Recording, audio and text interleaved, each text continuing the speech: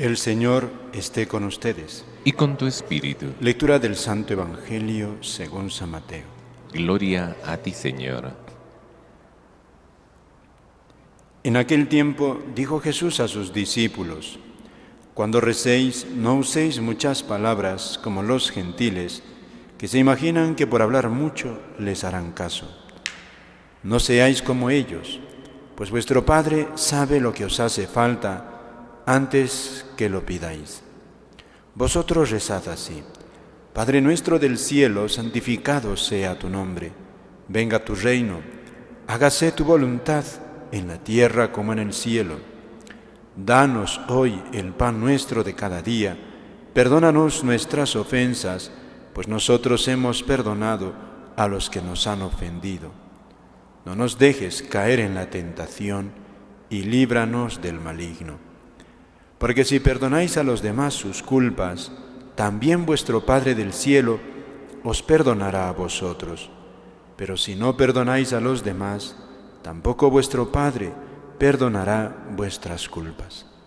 Palabra del Señor. Gloria a ti, Señor Jesús. Pueden tomar asiento. Amados hermanos, en nuestro Señor Jesucristo y María Santísima, nuestra Madre, hemos escuchado de labios de Jesús en el Evangelio de San Mateo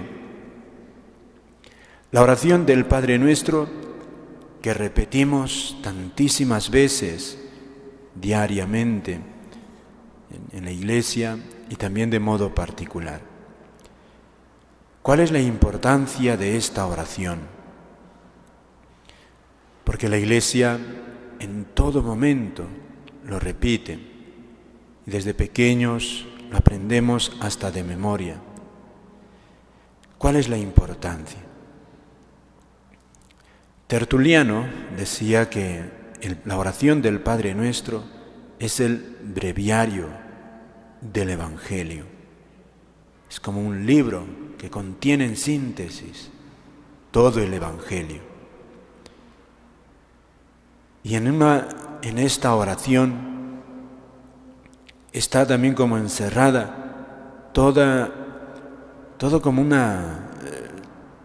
la vida espiritual del cristiano, en síntesis, todo el mensaje de Cristo. Por eso la Iglesia siempre lo ha acogido con gran amor, con gran delicadeza. San Agustín, con otros padres de la Iglesia, dividen esta oración en dos partes. Una que se dirige inmediatamente a Dios y otra a Dios y al cielo, y otra que se dirige a nosotros como peregrinos en este mundo. Las 4 últimas peticiones. Es decir, el Padre Nuestro, fíjese, síntesis de todo el Evangelio. ¿Qué es el Evangelio? Un mirar el cielo con los pies en la tierra. Es eso. El Padre Nuestro nos recuerda a nosotros que somos peregrinos. Por eso también tiene esta aplicación de pedir por las necesidades de aquí, de las necesidades de este mundo, las necesidades espirituales y las necesidades también temporales. Por eso esta oración es preciosa, encierra toda la vida del cristiano. Y esta primera petición que hace la oración, Padre Nuestro del cielo, solo esa primera petición, queridos hermanos, ya es para nosotros reveladora. O sea, es como si una invitación a descubrir, ¿no?, la belleza, la grandeza de esta afirmación de Cristo. como el apóstol San Pablo dice en la carta a los Romanos, han recibido un espíritu de hijos adoptivos que nos hace gritar, Abba, Padre. Es decir, el cristiano, como meta de su vida, la primera meta de Jesús es esta, que día a día vaya descubriendo que Dios es el mejor de los padres. Todos conocemos un padre, todos nacemos también de un padre y de una madre. Y entonces Jesús quiere que pensando en nuestros padres, quitándole todos los defectos que puedan tener, quedándose solamente con todas las virtudes, elevarlas a grado infinito, y entonces ahí descubrimos, dice Jesús, así tendremos una idea de lo que es Dios. Esta afirmación es maravillosa, porque incluso en algunas religiones se llama a Dios Padre, pero no en el sentido que lo hacemos nosotros. En las religiones se llama a Dios Padre como el fundador, el Padre de la patria, pero en esta afirmación de Jesús, por el contexto de todo el Evangelio, por ejemplo, el Padre del Hijo Pródigo, ahí está retratado Dios Padre, un Padre que ama al Hijo. ¿Y cómo se muestra que ama? Sobre todo en el sufrimiento de la espera. El Padre sabe que su Hijo ha huido y sabe que el Hijo está perdido, sabe que está perdiendo toda su dignidad, pero el Padre aguanta, espera el momento oportuno para levantar al Hijo. Es un misterio cómo Dios permite tantas zozobras en la vida. Un Padre que ama la muestra de su amor es la paciencia. Lo mismo que al hijo mayor, cuando el papá va a avisarle, ha vuelto tu hermano. Y entonces el hermano mayor, en la parábola del hijo pródigo, le llena de reproches a su padre. Terrible. Y el padre responde con paciencia y mansedumbre a esa respuesta dura. Es decir, Padre es sinónimo de una bondad a toda prueba.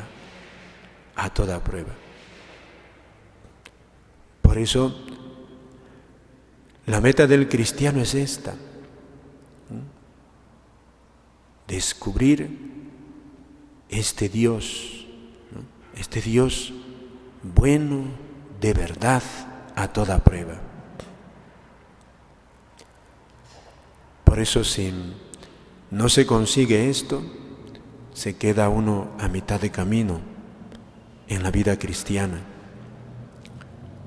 Entonces captamos a Dios como juez, como policía,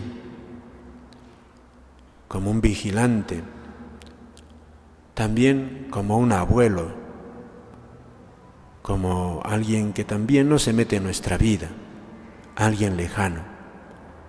O sea, son dos extremos, por defecto o por exceso. Ni Dios es un abuelo bonachón, ni Dios es un juez fiscalizador, como un policía para ahí te cojo. No es eso. No es eso, queridos hermanos. Por eso la bondad de Dios no es ni blandenguería ni dureza. Los santos esto lo han entendido. Por ejemplo, Santa Teresita del Niño Jesús. Ella pudo entender a Dios Padre porque tuvo la imagen de unos padres santos. Y ella cuenta cómo su padre no le permitía un capricho desordenado. Nunca se lo permitió. Y se sabía amada esa niña, amadísima, amadísima. Adoró a su padre, podríamos decir Santa Teresita, lo amaba. Y entonces ahí está, fíjate, cómo ayuda la presencia de unos padres a los hijos entender a Dios. Y también nos ayuda a entender así qué es realmente Dios como Padre. Las tentaciones siempre son, ¿no?, de los dos lados. Tener a Dios como un juez fiscalizador o como un abuelo bonachón que no te hace nada. Y eso Dios no lo es. No lo es. Pero precisamente cuando se capta a Dios como Padre, surge inmediatamente el temor de Dios. Es uno de los dones que da el Espíritu Santo. El temor es amar, es amor. El temor de Dios es amor. ¿Y en qué consiste ese temor de Dios? Es el temor de alguien que ama. Cuando tú amas a alguien de veras, tienes miedo de causarle dolor. Tienes miedo de hacerle sufrir. Ese es amor. Por eso, fíjate, ¿cómo podemos notar que nosotros amamos a Dios? Cuando tememos causarle un dolor, una amargura. ¿Y cómo podemos causarle a Dios amargura, dolor? Con nuestra desobediencia. Nuestra desobediencia a sus mandamientos. Por eso, en la medida que vamos teniendo miedo o nos cuesta la obediencia a Dios, el amor a Dios es pequeño. Es pequeño. Estamos teniendo una imagen de Dios equivocada. Por eso toca al cristiano, es un trabajo, fíjate, es un trabajo que le corresponde ir purificando esa idea y con la ayuda del Espíritu Santo ir descubriendo que Dios de veras es bueno de veras, y pedirle al mismo Padre, pedirle que lo descubramos así. Por eso también la segunda parte de la petición del Padre Nuestro es una actitud que no debemos olvidar. Se presenta el orante: perdónanos nuestras ofensas. O sea, presentarse ante Dios siempre pequeño, siempre necesitado de perdón. La actitud ante Dios es siempre humilde.